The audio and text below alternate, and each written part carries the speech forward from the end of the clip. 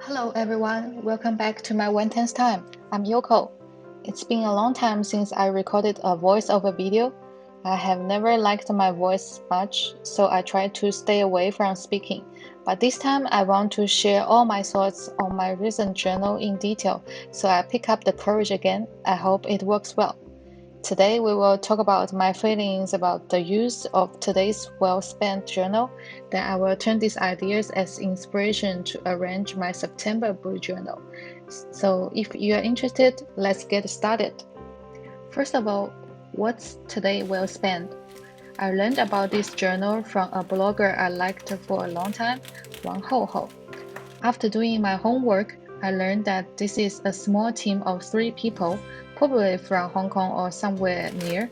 They want to help people improve attention quality by this well-designed journal. We have too many things to do in a complicated world, and too many fragments are grabbing our attentions.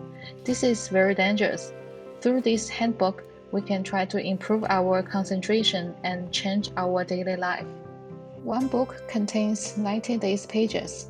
I like this journal because the exercises are very easy to follow, and after using it for 3 months, I can say they really work. The first part of opening the handbook is a detailed introduction, clearly explains their concepts and what we need to do. There are 3 types of pages: daily spreads, weekly spreads, and monthly spreads. Each has a complete structure, from morning to night, from week begins to week ends. I also like the quote on the right very much.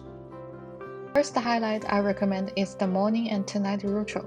6 things to do in the morning and 6 things to do before going to the bed. After 3 months, I really developed a relatively stable routine. I don't know about you, but I don't like making bed in the past of my life. I forced myself to follow in the instruction, and now my mom no longer has to worry about my messy bed. The first thing I do when I get up now is making the bed. Even my cat likes it.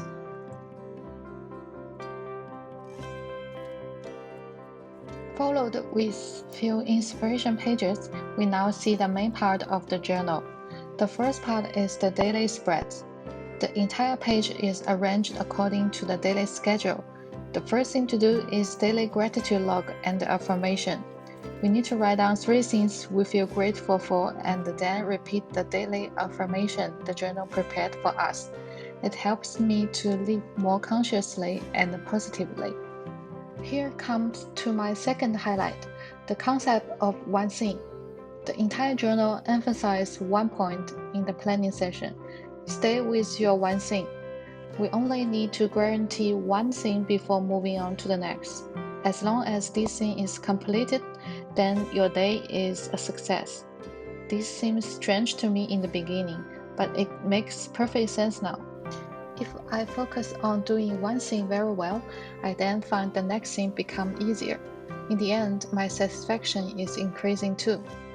The same principle is applied to weekly plan and a monthly plan. In the weekly spread, we need to pre-plan this week. One task each day. It really encouraged me to think very carefully about what I want to focus and achieve in that week. In the monthly spread, it's even more powerful. We need to write down all the things to be done this month. 10 is more than enough, and then start to compare one to other until one is left. Then your focus this month is very clear at a glance. It's very, very helpful and powerful. In addition, we can also plan meals and the fruits we are going to eat in a day. The more we plan ahead, the easier we eat healthy food. My third highlight appears in the evening, big and small wins. At the end of each day, we need to record big and small wins, basically any wins.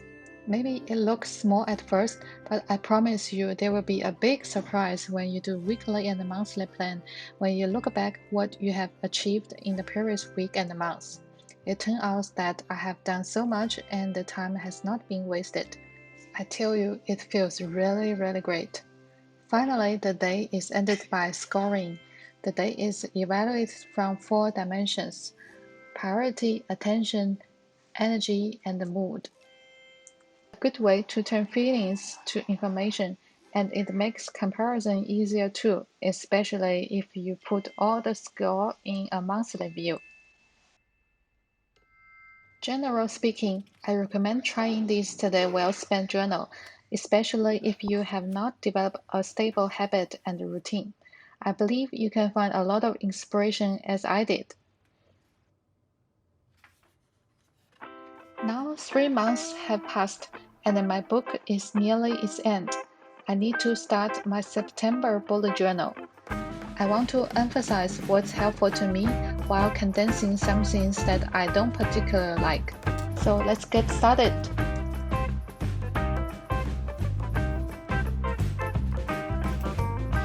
I'm still using the regular TN. The first part I set up is the monthly one thing. I will make 10 bullets for me to write down the to-dos, and a box for the one thing that's selected. On the right, there will be my monthly reflection session that I will fill in when the month ends.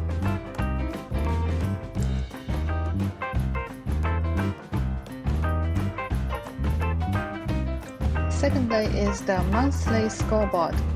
I have 5 rows for 1 to 5 points, so I can mark my rank of each dimensions there. Points will be connected in a line, so I can see a monthly trend graphic. The total score is at the top for easy access. Finally, there are 6 self-care trackers. I only keep the things I want to keep progressing. If I get it done, I will make it a cross mark.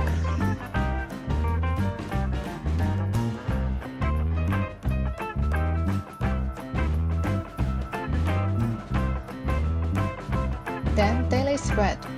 I will still borrow the traditional BUJO concept, which is daily log. First, I will write down gratitude 1, 2, 3. And then affirmation 1, 2, 3. When it comes to planning, I will use this Muji weekly plan sticker that I mentioned before as a pre-plan. It can be posted on any page and it follows you. And then when the day comes, if the pre-plan still works, I will copy them in. Finally, when they end, big and small wins 1, 2, 3 will follow.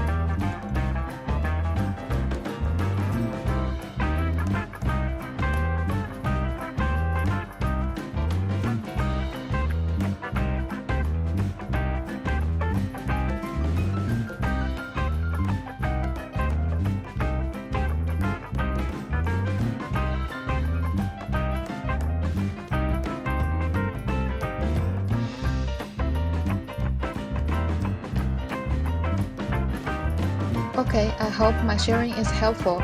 Although this setup is called September setup, but I believe it can be applied to any month.